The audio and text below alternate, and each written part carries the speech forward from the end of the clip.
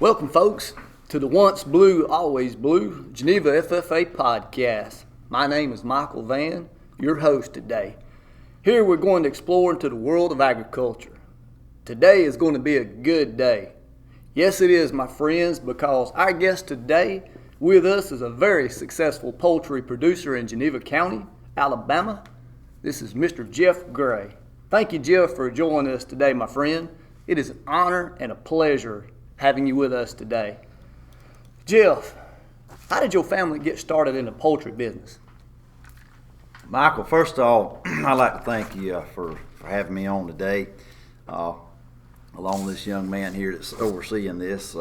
Nice to meet the youth at Geneva High School.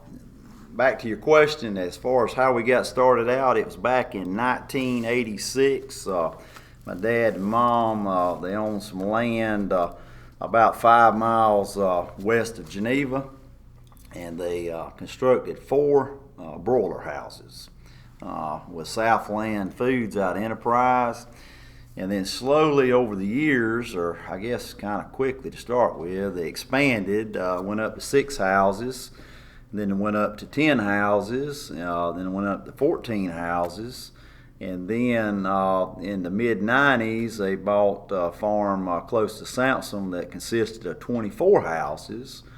So basically from 1986 through probably 1995-ish, they accumulated up to 38 total broiler houses. And basically, I may be long-winded, but I'll kind of explain. A broiler operation is where the company, the poultry company, will bring you a hatched chick, a little chick, a little fuzz chick. They're about an ounce or two, and you keep that chick, anywhere from 35 to 42 days.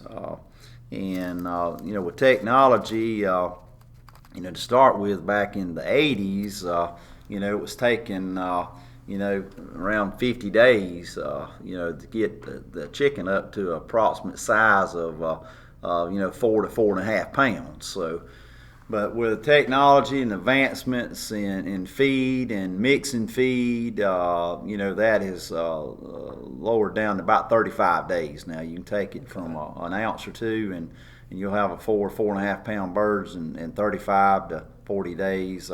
But now basically that was then, but now technology is as Jack could tell us about it all, it's changed. Right. I say we, you and I, we graduated together from high school, and we came up in the 80s, and not trying to date myself or anything like that. This young man, I think I'm a dinosaur over here, but anyway, graduated in 1990, and cell phones was just kind of getting out. You had the bag phone, cell phone, all this, but now technology's advanced so much on these houses, and my brother Scott, he graduated here in 1988, and basically him and I, my mom and dad's done gone on to the next life, and we got 2 farms. I've got 1 farm, and we've had to retool, and we built these what they call mega houses, and they're 60 foot wide by 600 feet in length, 36,000 square feet in one house. And basically you can take your smartphone here, and we're sitting right here today in Geneva at the ag department, and I could turn on the phone and turn fans on or off at the poultry farm, which is 5-6 miles from here. You can just change things and all that right from your phone. So technology has increased tremendously on these houses as far as to what you can do with them and the equipment, and that's what kind of helps speed up on the grow out time, and on the feed conversion. You got different feed pans. They developed them, they designed them where your feed conversion is a lot lower, and your bird weight's a lot better. It's just overall the house conditions have improved, for the chicken, which allows the chicken to grow faster and quicker. But I think I answered your question on that. We'll move on to the next one. Well, technology sure has brought the poultry business along, hasn't it? Yes, definitely has. I mean, it's kind of where, where the technology used to, like I said, back in the 80s and 90s, you'd have to have a lot more. It was labor intensive. Right. You'd have to have a lot more employees out working on the farm, constantly monitoring the farm because you didn't have the smartphone. You couldn't pull up and look at house temperatures. Even now these houses you can put video systems in them where you could actually look and see what the chickens look like inside the house from a remote area. I don't go on many vacations. My wife probably says I need to go on more, but if I was down at Panama City Beach, I could take my phone and kind of look in the house and see what the chickens look like and see what temperatures look like. As far as on the brain, that's what the controller that runs all the fans, the heaters, and ventilation and all that. You could just sit there at the beach and watch the waves, and you could turn on and off fans. So with the technology, you've reduced the amount of labor, but you still do have labor on the farm. You've got to have people. This smartphone can only do so much. You got to have somebody actually physically go in the house every morning. And basically go about every hour or two. You need to go in and check. Walk inside the house and look at the birds, look at the conditions, and make sure it's okay. But it has technology reduced the labor tremendously on a poultry farm to where it's not like it used to be. Okay, that's good. Well, from a labor standpoint, how many employees do you have working now? For you? Currently, out at the farm, I have 2 full-time employees, and I also have a part-time employee. And basically, the farm that I own consists of a brood cow operation, which we have that, and then also we have the 7 mega houses and broiler houses, and then we have some row crops that we do, peanuts and corn, and we do plant some cotton also, and then we have hay. We do custom rolling hay and all that. So that's kind of why I need 2 employees plus a part-time guy. Where if we didn't do the cows and the hay and row crops, with the technology on the poultry farm, you probably just 1 employee is all you would need. Yes. So it's definitely a lot less than what it used to be. Right. But still work though. Still work. You get hot, you get dirty, you get tired, and it's a grind. I can imagine. Jeff, people are often contacting me needing help in all areas of industry. Is it difficult to find labor to help you on your farm? Well, Michael, I'm going to be honest with you. Yes, it's tremendously hard to find anyone. And I have children, and basically it's kind of hard to find anybody that can separate themselves from the smartphone, put it down, and actually put their hands on a pair of hoe diggers and dig a hole, post, put up fence, or do something, or find somebody that's willing to go outside and get hot. Used to go back to the 80s and 90s, the dinosaur ages, what this young man will probably think over here that's recording this, but used to, you had young people out cutting yards, picking up limbs, raking yards, and doing all that, getting hot. And now you just don't see that a lot. The youth, what I say, not all now. I'm not characterizing everybody like this, but I'm just saying the youth likes to be inside and play video games and stay on the smartphone. So yes, it's hard to find somebody young, under 18 that's willing to come out and work on a cattle farm or a poultry farm or a row crop farm and actually show up for work all day, willing to get hot, willing to get dirty, and to come back the next day. So I have trouble finding help. Jeff, would you recommend anybody these days to go into the poultry industry? Michael, yes, I would. It's been good to our family. Like I said, we've been in it since 1986. It's kind of different now as far as the financial demands. So I'll put it that way. Like if a young man wanted, or a young lady, or anybody wanted to start in the farming industry, as far as to poultry operation.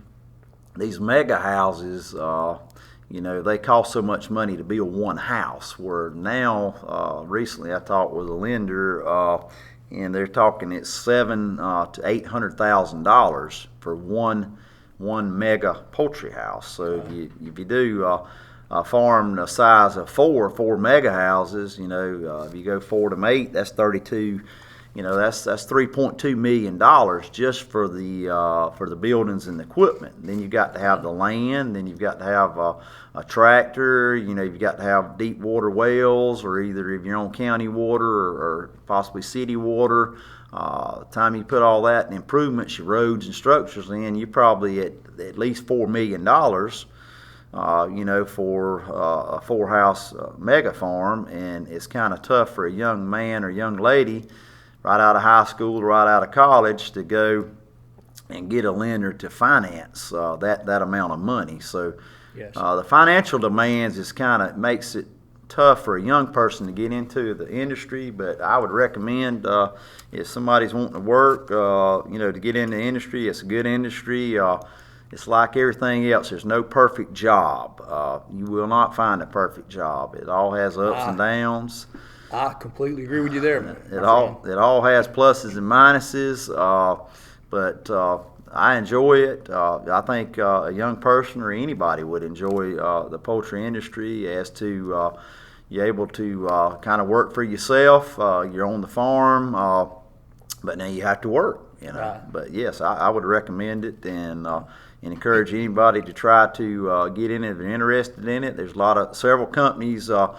Southeast Alabama, you got several poultry companies, which, in a lot of different areas of the country, you don't have many. So it's kind of hard if a young person or anybody wanted to get into the industry, you can't get into it. But here, we've got them in Enterprise, Dothan, Troy. You got locally, you got several to choose from, and you could possibly build them. But you just have to either have mom and dad or somebody to help you financially get you started. Get you either some land or have some financial backing. Okay. So I would say yes, definitely. If you're interested, reach out and talk to me about it. Be glad to help any young person or help anybody, or talk with a lender. And most of them around here locally know all about the industry, and they can put them in the right direction. Jeff, poultry is the #1 agricultural commodity in Alabama. Some folks don't realize that. Do you see poultry growing even bigger in Alabama in the future? Michael, I would say yes. The company we grow for is Wayne Farms, and they've just expanded. I say just, the way time flies. A couple of years ago or back, maybe longer than that, maybe 3 or 4 years ago, they built like a $80+ million feed mill over here in around the Ozark area. Wayne is expanding. I think Pilgrim's Pride's expanding also. What you look at is, if you go to a fast food restaurant, I won't call any names, everybody's got their own preferences, but you see chicken sandwiches, you see chicken nuggets, you see chicken fingers. That's all on the menus most places. And it's an economical way to eat. At today's inflated prices, chicken is affordable. Yes, so, and I don't know as far as population growth and all that, but the population is expanding and growing every year. In Alabama, worldwide, in the United States. So, they're gonna need something to eat, and chicken is a good product to eat. You can cook it, bake it, fry it, barbecue it. You can do so many different ways with it, so many different combinations. Sir. So yes, I see it expanding. That's I good. do. Jeff, I believe I read an article a while back in Successful Farming magazine where the Gray Farm was being recognized as the largest poultry producer in Alabama. I just thought that was an awesome article, my friend. Yes, Michael. I believe back in the past we were, may still be. I don't know. Of course, like I said, my brother Scott and I, we've got 2 farms now. He's got an 8-house mega farm, and I've got 7 houses. And back when Daddy and Mama had the operation, back when we had, as I referred earlier, we had the 38 broiler houses. We were pushing a little over 600,000 birds out every 40 days, and we'd have 6 flocks a year approximately. And at 600,000 at 4 pounds, that's 2.4 million pounds of meat 6 times a year. It's over 12 million pounds we were producing, and we were, I think, recognized as the largest in the state of Alabama under one name. Yes, sir. At one point, and like I said, we still have a lot of chickens now. Yes, sir. But yes, I thought that was pretty interesting also. That was awesome. Jeff, I believe they're growing chickens bigger and faster nowadays. I've had some disagreements with some folks who say they're putting steroids or hormones in feed to make them grow faster and bigger. Now, they almost cranked my tractor, but I just strongly disagreed with them. I explained to them that the USDA banned steroids and hormones being put in chickens by water, feed, or injection back in the 1950s. How would you explain how we can grow birds bigger and faster nowadays? Michael, I'll go back kind of a little bit, what I touched on a little bit earlier, as far as the technology, the equipment in the houses, the capability as to ventilation, the air exchanges in the house, because like in one of those mega houses, you'll have approximately 49,000 chickens. And they're in there eating and drinking and feeding water, and they're putting off water vapor in the air, so you've got to have proper ventilation, fans to exchange the airflow, and you got to have vent boxes that allows air to come in at the top of the roofs of the house. All these new houses have drop ceiling houses, and you've got the vent box where it'll reflect the air, and it'll mix the air and exchange the air. And with the fans and with a controller and the technology and with the stir fans you have and the heaters you have in the house is so much advanced compared to 1986 that's what allows the bird to do better. It's a better environment, and it allows the bird to grow off faster. Now, personally, with our farm, I'll tell you this. Before every flock, before they come in and remove the birds and take and process them, about a week prior, they'll come out and they'll pull a sample. It's a tissue sample off of the chicken, and they go send it to the lab and they go test it. So USDA is kind of got stringent on checking and monitoring. That's good. And as far as anything that's in the tissue of that chicken before it's processed. Now this is approximately like a week before. So if anything came back, then they wouldn't process those birds and put them on the market. So there's a lot of regulations. As far as that, and it's kind of, the government's watching it, which they need to be. That's a good thing. Protects all the people that eat chicken. Yes, sir.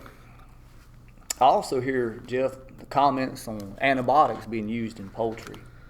And I know at times we need to use antibiotics on the farm to treat animals, that get sick. If antibiotics are used on the farm and animals, you have to, wait so many days, until it's out of the animals. I know it's, I believe, 14 days on cows and 7 on swine. I know that inappropriate use of antibiotics in animals raised for food was a major contributor to antibiotic resistance. I read where antibiotics used to be given in hatchery to chicks where they were still in the egg and on its first day of life. Are antibiotics still being used in poultry industry today? Michael, I'm going to answer that yes and no, but mainly no. Most companies are going to what they call an antibiotic-free chicken, and you'll see it advertised. If you go to the grocery store, you'll see it on the label where it'll say antibiotic-free. And basically, our company, Wayne Farms, they raise antibiotic-free chickens. And now it was a little bit of adjustment period. I don't know what year we went to it. It might have been 6, 8, 10 years ago, but they went to it, and basically they got it adjusted out to where you don't give them any antibiotics at all. Now, if something did come up to where you had a condition where antibiotics had to be used, say like we're all humans, we get a cold or something like that, or get the flu or get something, we have to go to a doctor. And they'll give us some medicine. We have to take it. Yes, sir. It's kind of the same thing with a chicken. If a chicken got sick or something, and they recognize that, then they could. So yes, they could give them antibiotics. But as you stated, there's a withdrawal period and all that prior to processing those chickens, they would have to meet all those USDA requirements. But overall, Wayne Farms, the broiler operation, that we have with them is antibiotic free. Okay. There's no antibiotics. Yes, sir. That's great. Jeff, wasn't you an FFA officer at Geneva High School? Yes, back in those dinosaur days. Yes, sir. Back in 1990, we had, and I won't get in it too much, but we had Mr. Joe Parrish was our FFA advisor, and fine man. I could talk an hour about him, how he affected all the young people that came in before him, and had him, for a teacher. But I was the president that year, and I really enjoyed FFA. I was in it, ninth grade through my senior year, and I really had a good time with it, and kind of taught me a lot of things, life things. Yes, sir. I believe your banner is hanging on the wall where you won in public speaking. You're also a lawyer here in Geneva. Maybe that helped you with your great speaking ability in court. I believe you also have a state proficiency banner in poultry production, which I think is very cool. Yeah, Michael, I tell you, it's like I said, it's interesting. You evolve in life. You're in high school. You got ideas of what you want to do when you technically grow up. What you want to do. Yes, sir. And but now I'll tell you, I would recommend the FFA to any young person at Geneva school system here, any school, wherever FFA's at. I would say you need to enroll in it. It teaches you a lot of things as far as about, and I'm sure Jack could comment on that, but we're not interviewing him today. But as far as life skills, it teaches you character, teaches you, proper manners. It just teaches you how to be a better person. And main thing, what it did for me, it instills confidence, teaches you about confidence. In other words, you'll get a task, like Mr. Parrish back one day he gave me a thing to go build a step stool. So I take this diagram and I go back here and build a step stool, and when you get done with it, you feel good. It makes you feel good. Hey, he assigned me a task. I completed that task, and it builds your confidence up. And young people need a lot of confidence because the world's tough now, and FFA just teaches you confidence. It teaches you so many things. But back to that step stool, I still got that step stool still at my mama's house over there. That's right awesome. Now today. Still works, still together. That's awesome. Of course, it's been kept indoors and all that. But yes, the public speaking. There's so many things. I mean, I don't get into all of them. But so many things that young people in the FFA here at Geneva could get into. And the public speaking, yes, definitely helped me. And for everybody that's listening to this, the instructor here, Michael Van. That's what I call him, Michael. He's a great public speaker, and he could very well win that thing back in that day or what have you. But I happened to enter that, and yes, it taught me, get up in front of people, and I remember it just like yesterday, Jack. I got a good memory now. I may be a little older. I now, remember it too, my friend. I talked about soil erosion, wind, water, soil erosion, what it do, and all that. You get up in front of people, and like I said, it just helps you on your skills on everything. So yes. Absolutely. And Jeff, I just got one last question for you, my friend. Who won the national championship in college football last year? I knew that was coming. If everybody listening here, back in I'm gonna date. I want to think. He could correct me, but it might have been first, second, or third grade. First grade. This guy comes in, and his name's Michael Van. That's when I met him in first grade, and we become friends, and all throughout high school, and but all the time, especially back in 1980. I believe it was 80, or it might have been 82 when Georgia won it with Herschel Walker. That's all he wore. That's all he wore was Georgia Bulldog shirts, Georgia Bulldog hats. So I knew that one was coming. After 41 years, my friend, we finally pulled it off. Well, they took Alabama's coach, and got him over, and Coach Smart. I hear you, brother. I hear real you. good and all that. But I think Coach Saban, has probably got a plan this year. It's going to knock them off and get back and take that. But yes, Georgia won the national championship. Can't take nothing from them now. Well, thank you so much, Jeff. I know how busy you are. I really appreciate your time with us today, my brother. Can't thank you so much. I appreciate you, Jack Simmons. He's my producer. Appreciate him a lot. Folks, this is the Once Blue, Always Blue Geneva FFA podcast. I am Michael Van. Don't forget to listen to our next awesome podcast where we explore into the world of agriculture. Thanks to all our FFA friends out there. And remember, this, my friends, today is going to be a good day.